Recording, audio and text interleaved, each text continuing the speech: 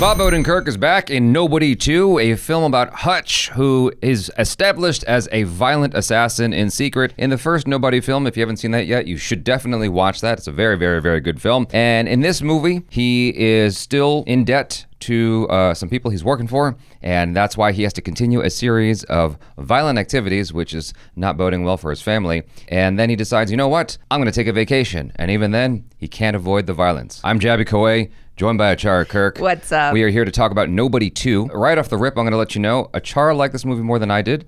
I enjoyed it, but I have some caveats that go with that opinion of mine over here on the side of the table. If you go into the movie just wanting to watch an action film, to have fun, have some laughs, have a good time, this is a great film for that. It's action right off the bat because we already know from the previous movie exactly who this guy is. It doesn't have the same mystery and discovery as the first movie, but that's okay. We're here for the action. We're here for the fight scenes. We're here to see Bob Odenkirk kick some serious butt. It's just everything from Nobody 1, and then they upped the ante and just made it bigger. In Nobody Part 1, there is this sort of pseudo slow burn that happens in the first act of the movie where you're getting to know this character as he's getting to know himself again. Someone that he has forgotten, that he's put away under his floorboards, just like Keanu in John Wick. Slowly, over the course of the first movie, things are kind of happening at him that he normally tries to avoid. But at a certain point, he's like, you know what? I'm not going to avoid it anymore. And then he starts to embrace that person again, that person he put in the closet that his family doesn't even know about. And I love the first film. My only issue with the first movie is maybe the last 20 minutes of the movie wasn't quite what I had wanted, but I still enjoyed the heck out of it. In this movie, I don't know that anything really surpassed the first film for me. There was one scene in the movie that definitely competes with the first film, and it takes place on a little boat, and I thought that was pretty cool. But even within the editing of that sequence, it sort of gave up on itself and moved on to the next scene in the movie, rather than allowing us to really feel it like the way we felt it in the bus fight scene. There was definitely carnage in the movie. And consequences. I don't know what you mean by that. In Nobody Part 1, the bus scene had consequences. Yes, it did. Very much so. That's what I loved about it. Right. And there also were some consequences, I guess, ish. It's everything like story-wise, I guess character development-wise in Nobody 2 is not as strong as Nobody 1. Correct. Yeah, I mean, it kind of hits the ground running a lot quicker because there's really no need to have it shrouded in mystery again. Right. We know who this guy is. If you've watched the first movie, then there's no need to like start from scratch like a video game, right? This kind of picks up right where the last one left off. Yeah. In the way that it handles the action here, this movie is as different to Nobody 1 as Megan 2.0 is to Megan Part 1. Yeah. In my opinion. Sure. Because like while they're both carnage movies, the way that they handle that carnage is just fundamentally different. This one is more tongue-in-cheek. This one is more self-aware. Very much This one so. is more like, hey, we're all kind of laughing about this together. In the first one, it was more like you're feeling things that are happening. I could see you in the seat next to me when you were like sort of flinching during certain moments of violence. And it's like, for me, I was kind of removed from it when I was watching it. I didn't have that same sense of visceral impact as the first movie gave me. Because this is the second film, they really went further with the level of violence and gore. There were moments where I was like, wait, am I watching a horror film? Like the type of violence that was happening, I was just like, ooh, I was like really flinching and screaming in my seat. There was definitely two moments in the movie that I would go back for. Really just the one. The boat scene is the one. I'm not gonna fight you. I'm here on vacation. No, where don't you know?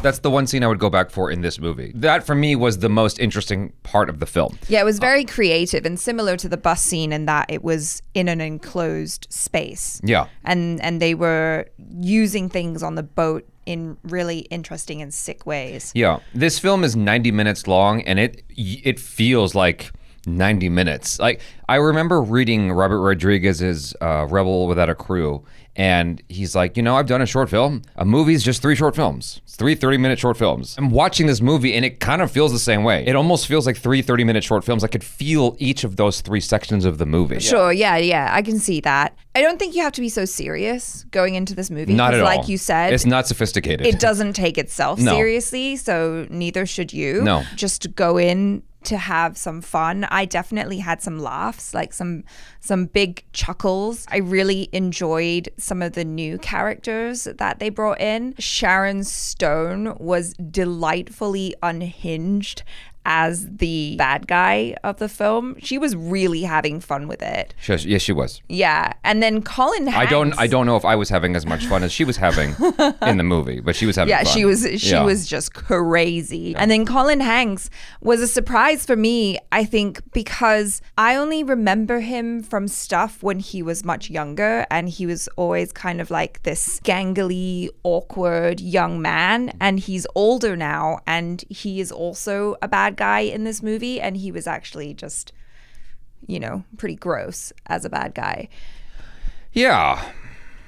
Yes. Yeah. I second that. I don't know how I feel about him. I think that I enjoyed his performance. I think he was cool. I would have to watch the movie a second time, and I'm open to watching the movie a second time, if that says anything. And I'm also definitely open to watching a third installment of Hutch, the Nobody series. I think that he is such a cool character. I love his age.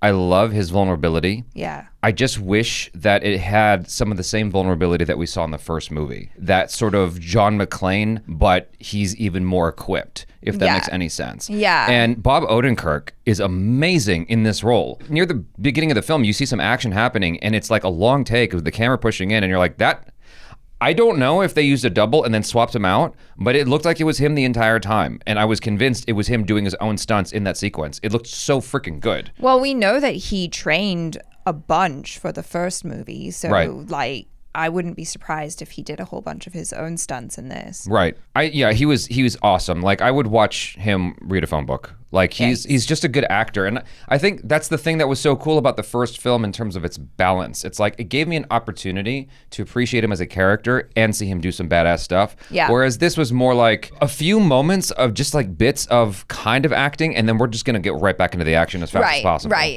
It's basically wall to wall action. Right. It's like action set piece, some acting, action set piece, more acting, connecting it. Action.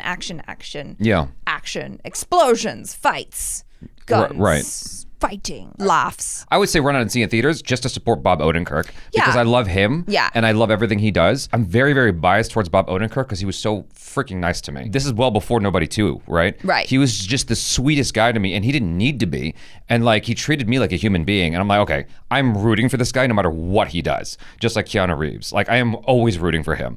And so I have bias towards him in that regard. But like, setting that aside, if I was watching it and it wasn't Bob Odenkirk, I think I would be like, you could probably wait for streaming for this one. I feel like this one is one for the fans. If you enjoyed Nobody and you want to support the film, you want to support Bob Odenkirk and maybe, support so that they can continue making these movies, kind of like the John Wick movies and like other action franchises, then support the movie and go watch it in the theater, get some popcorn, bring your friends, have a laugh, have a good time. I would definitely watch a third one. Like, I would continue to see where this character goes. Right, because even though arguably there probably isn't that much character development, what I did enjoy was that they added some new elements with his family as well. Because Nobody 1 was already a family affair with his dad and his brother. With this, it's the whole like family vacation thing, and it's still very much a family.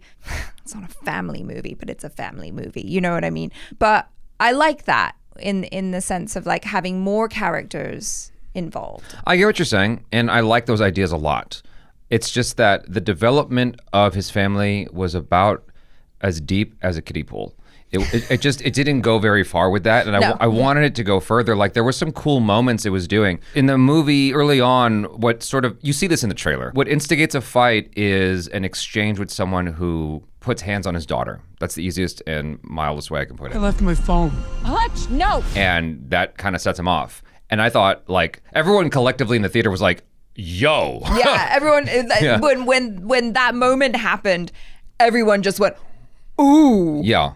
We're waiting. Yeah, no, exactly. But it's like, I just kind of wanted something more other than what they gave me. Right. I understand your disappointment. Yeah.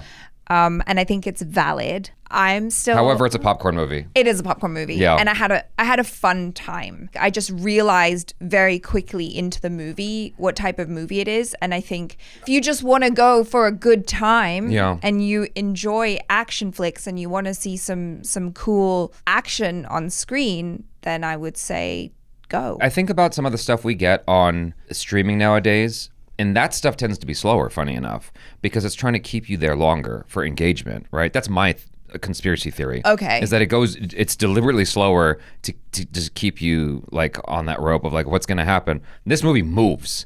And it moves. It moves fast. So fast. You know, it's at breakneck speed all the way to the credits. There are definitely fun moments in the film. When it comes to the villains, I guess the first villain wasn't all that interesting either. It was Bob Odenkirk that made the first movie work so well. Yeah. And the circumstances, how he dealt with those circumstances. In this film, I guess the bad guy's more interesting. I guess Sharon Stone is more interesting. I just wasn't all that impressed after a while. I was just like, everything she was doing, everything. The only part that I enjoyed with her, which was cut short, was her dancing. Yeah, that was the best. I was like, oh yeah, like do that some more. Like, what is that person? Have that person show up some more. In any case, yeah, like if there's anything that works in this movie for me, it's Bob Odenkirk. If there's anything that is right in the movie, it's him. And the way he's like his like the script is not as good as the first movie, but he handles it stellar, you know, because he's an amazing actor. Because he's an amazing actor and he's Yeah. a professional, and no pun intended with that. Like he's really a professional, you know, in the way that he handles the few bits of like meaningful material that's there. That's there. I think I'd watch it again if I was watching it with some friends who loved action movies and who enjoyed the first one and hadn't seen this one yet. I'd be like, yeah, let's watch it. Yeah. You know? I get you. Yeah. It's a fun successor, not serious. I agree.